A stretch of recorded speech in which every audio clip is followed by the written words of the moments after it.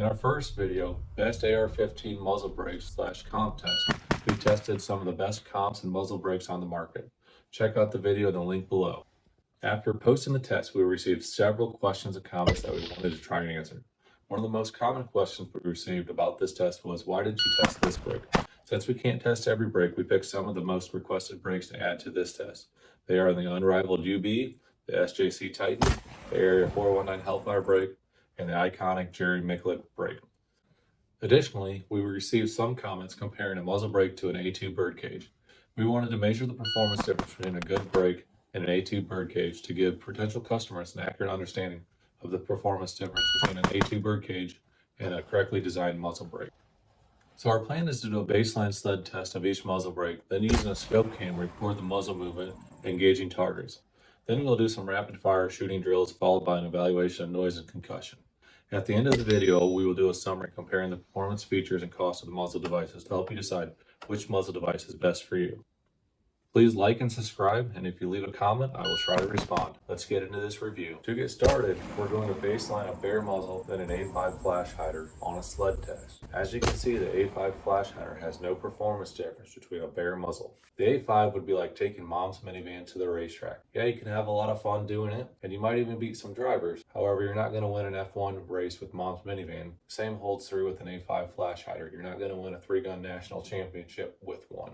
Next up are the true race cars. First, we have the iconic Jerry Miculek muzzle brake. It's like a classic car that never goes out of style. As you can see on the sled test, it produced a sizable recoil reduction of 69.22%. The 19.08 inches of travel is what all other brakes will be measured against. It's a pretty good improvement for a $65 part. Next up, we have the modern supercars, the Ferraris, the Lamborghinis, and the McLarens of the muzzle brake world. They're loud and fast. First up, we have the Unrivaled UB. This brake has created quite the buzz in the competition shooting circuit recently. When we compare this brake to the Miculek brake, we see a 27.22% improvement in recoil reduction performance. Keep these performance numbers in mind as we go through the testing. They will really help explain the results later. Our next brake up is the Precision Armament M472. It averaged 14.33 inches on the sled test, which is an improvement of 33.12% over the Miculek brake. Next, we have the SJC Titan, a brake known for its performance and noise. Shooters love this brake. ROs hate being blasted by this brake's concussion. This brake was a slight improvement over the M472 with an average travel of 14.25%. The next brake we are adding to this test is a PRS favorite, the Area 419 Hellfire. As you can see on the sled test, it produced a solid performance with a recoil reduction of 76.69%.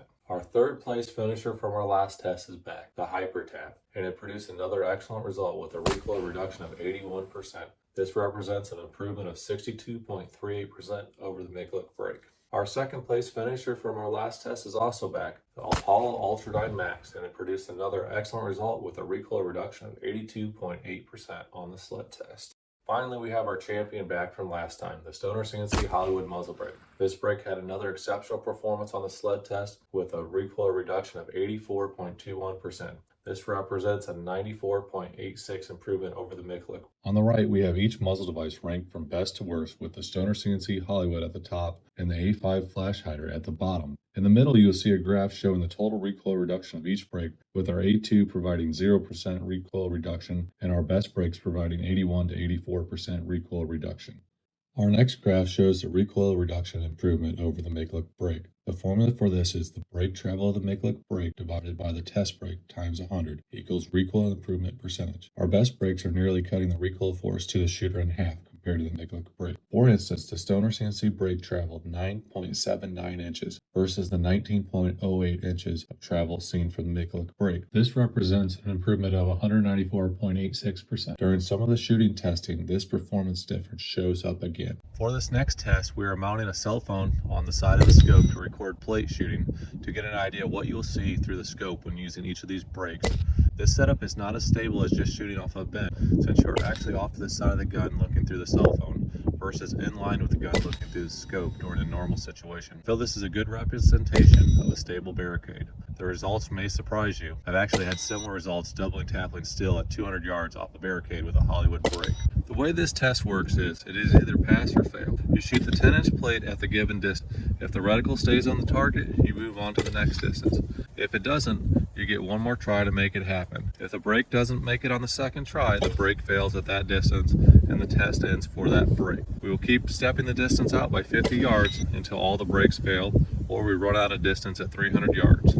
Now it's time to jump into the recoil footage and analyze how each brake did at the distances. First up is the A2 bird cage. As you can see, there's a lot of movement with this device. At 50 yards, it just fell off the plate, failing the test. Whereas the Miculek shown in the next video only moved a couple inches at 50 yards. All the brakes easily passed the 50-yard test. For comparison purposes, watch how much the A2 moves from the side view compared to the Miculek brake. At 100 yards, my phone got bumped and caused a dark shadow on the screen. We retested the A2 at 100 yards and you can really see the movement. The Miculek brake fell victim to this range, as you can see it fall off the plate and fail the test. Whereas the Area 419 Hellfire and the other 6 brakes got to continue on. We will look at the side view and we will see a little less movement out of the Area 419 brake and a lot more blast coming out the side.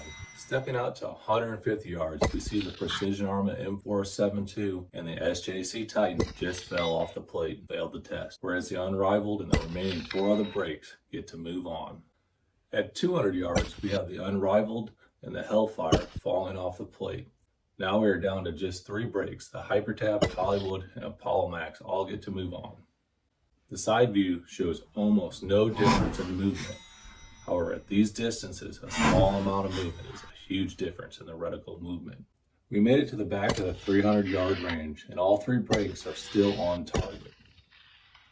Just to show how far we have come, we put the A2 muzzle brake back on the gun. We shot the A2 at 300 yards. Now you can see that there's approximately 7 to 10 foot of movement off the target with the A2 muzzle brake, whereas our best brakes are still on target and ready to send another shot on the plate.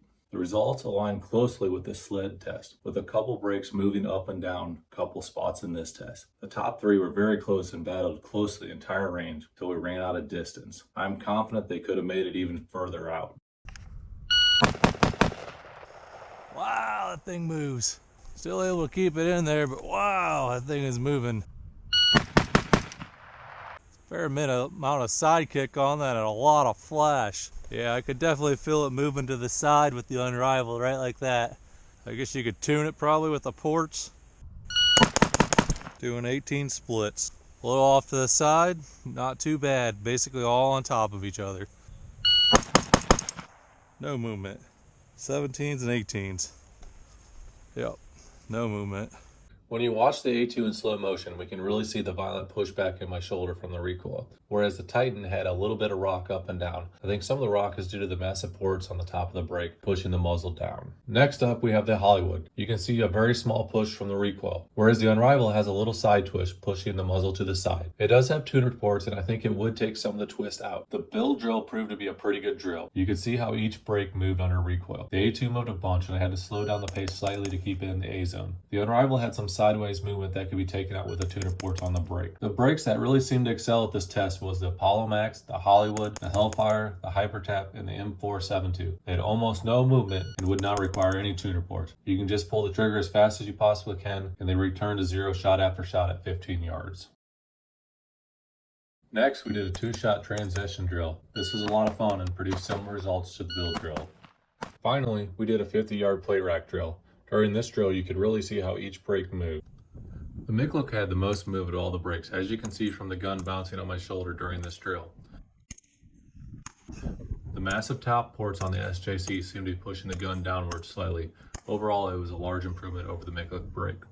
The Apollo Max was another step up, however it had a very slight dip as you shot it.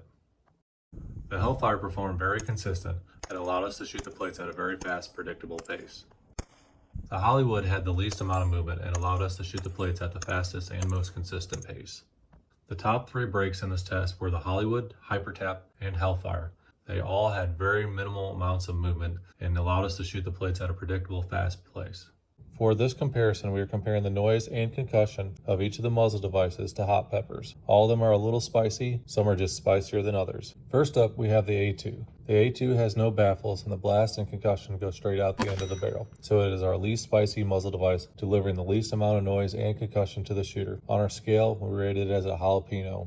Our next brake is the Miculek brake. It has ports that are 90 degrees to the shooter. The blast and concussion will come out the side and be significantly louder than the A2 if you're standing to the side of the brake. However, the shooter will not notice this as much. We rated this brake as a Scotch habanero. Our next brake is the Unrivaled. The Unrivaled features ports that have a 35-degree rearward facing angle. This directs blast back at the shooter, and the sound comes around about 20 degrees more. With any of the brakes with rearward facing baffles, I suggest doubling up on Hearing Pro and running a barrel length of 14 inches or longer. As seen in the video, the blast moves the GoPro on the side of the gun. As a shooter, you are much further away and out of the path, so this is not as violent as it appears. On the spicy scale, this is a red habanero. Jumping up the spicy scale, we have the Hellfire. It features 35-degree ports that have a curved design and are much better at reducing recoil, and they direct slightly more concussion and blast backwards as seen by the camera movement. We rank this as a ghost pepper. The Hypertap moves up the scale with its cupped 35-degree ports that grab the blast and direct it backward. As you can see with the camera movement, this exaggerates what you will feel as a shooter, but if someone is standing next to you, they will feel some of it. We rank this as a Trinidad Scorpion. Ranking almost even with the Hypertap, we have the Hollywood. It has a coned 35-degree port that grabs the blast and directs it backwards. Jumping up the scale, we have the M472. It has a steeper 45-degree port that pushes more blast at the shooter. It ranks as a Carolina Reaper. Climbing further up the scale, we have the Apollo Max. This brake has an extremely aggressive 52-degree angle rearward facing port, and Apollo only recommends this brake on a 16-inch barrel or longer. This is like a hot Carolina Reaper or pepper spray. You can see it kick the camera back a couple inches in the video. Finally, we have the SJC Titan. It has 40-degree rearward facing ports that are really good at directing the stream of blast back. As you can see, it almost knocked the camera over. This is rated the highest on the scale for us. This brake is notorious in the competition world for annoying ROs, with its tremendous blast being directed to the side of the shooter. Do not stand next to this brake. As a shooter, it is very manageable and is very popular in the competition world. In summary, on our spicy scale, ranking each of the brakes blast and concussion, you have the Titan at the top of the scale with its massive blast. Moving down the scale, you have the Apollo Max and M472. These brakes have aggressive baffles directing the blast back at the shooter. Moving further down the scale, you have the Hollywood and Hypertap, finishing almost dead even with their 35-degree baffles and performance port design. A couple notches down with a similar 35-degree baffle design, you have the Hellfire and Unrivaled. In the middle of the scale, you have the Miculek brake with its conventional port design, directing the blast out the side of the brake. At the very bottom of the scale, you have the A2 with the blast being directed out the end of the barrel.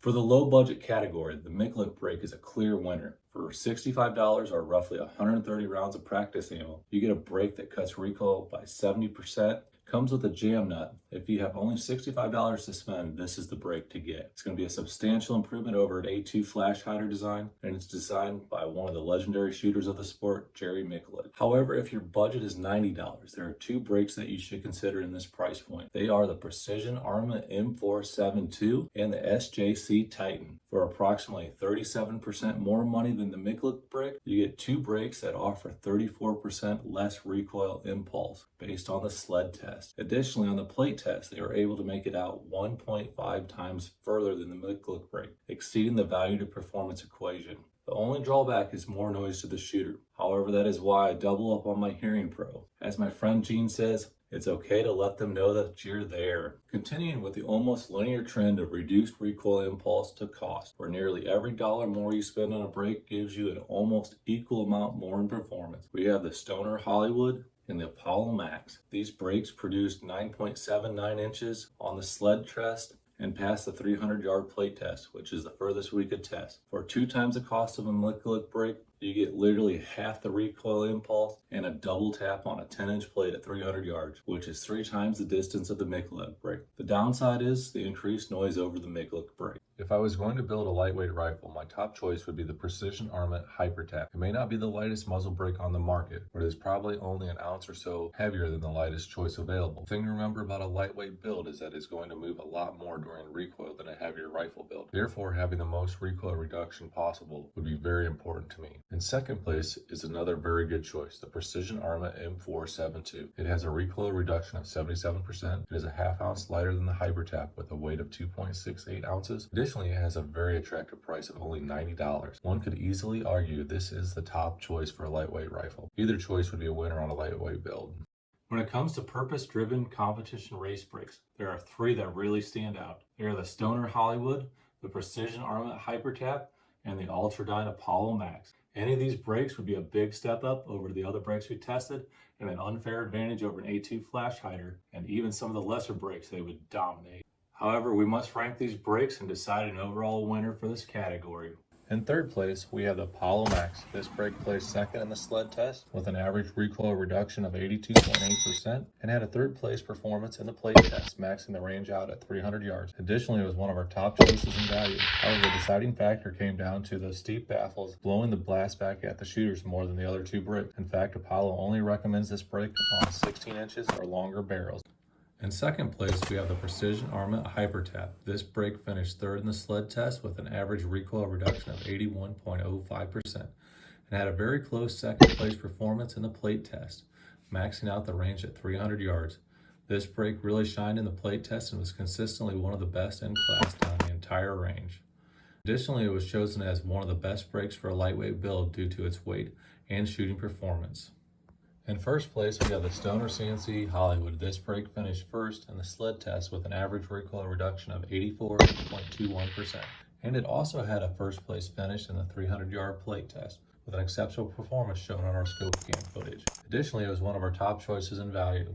Overall, the Stoner CNC Hollywood was our top performer in multiple categories and has an excellent performance to cost value.